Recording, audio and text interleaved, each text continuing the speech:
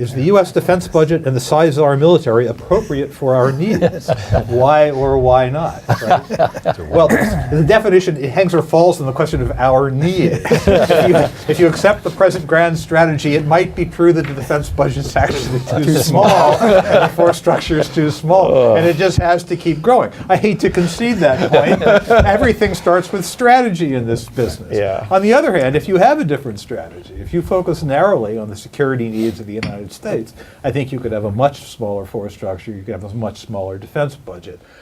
I've done some back-of-the-envelope kinds of calculations and analysis where I think we can easily get from 3.5% of GDP on defense, more or less narrowly defined, down to 2.5%. I've got friends who think you could go lower than that, but there's not all that many things we need to do. We need to have a secure nuclear deterrent. This is not very expensive. I think we do need to have a pretty good-sized Navy and a good space capability, because these are the means by which you engage in the rest of the world if you have to. And most of the rest of the things you can shrink significantly. So I guess my view is that if you accept a different strategy, you really can get a very much smaller force structure. So you didn't mention John's old service, the Air Force, right? You didn't mention my old service, the Army. I mean, what's the problem here? They don't have as big a role to play in a world that Barry believes in, right? Right. It's a Navy and Air Force game if you're a restrainer. Even the Army, I mean, the Air Force doesn't like to admit that part of its force structure is driven by the size of the Army. They will never admit that. If you shrink the Army, you can shrink part of the Air Force, right? So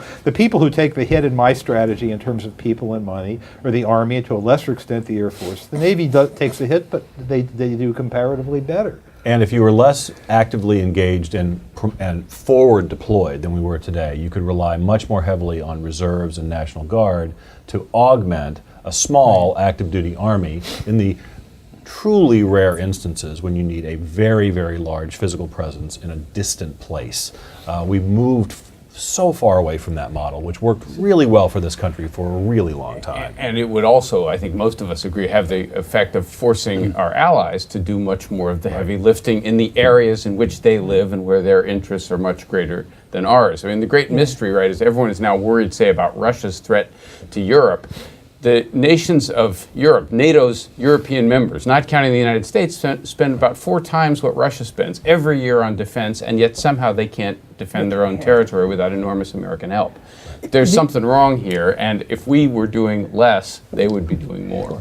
The other thing is that in many cases, I think our allies, our current allies, they should be our friends, not our allies, but whatever, they can do more cheaper than it costs us to do it. So for us, one of the things that drives defense spending today for the United States, particularly on the next generation, the modernization and the R&D side, is our attempt to continue to get up close and personal with adversaries, potential adversaries. So if China has anti-access technology and we want to be the ones to fight China, we have to develop expensive air-sea battle systems, technical capability to defeat China's relatively cheap defensive systems.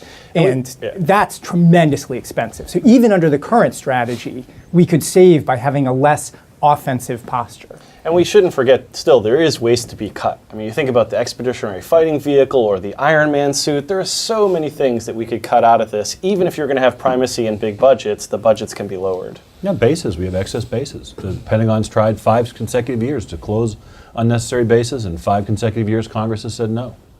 It's a good option.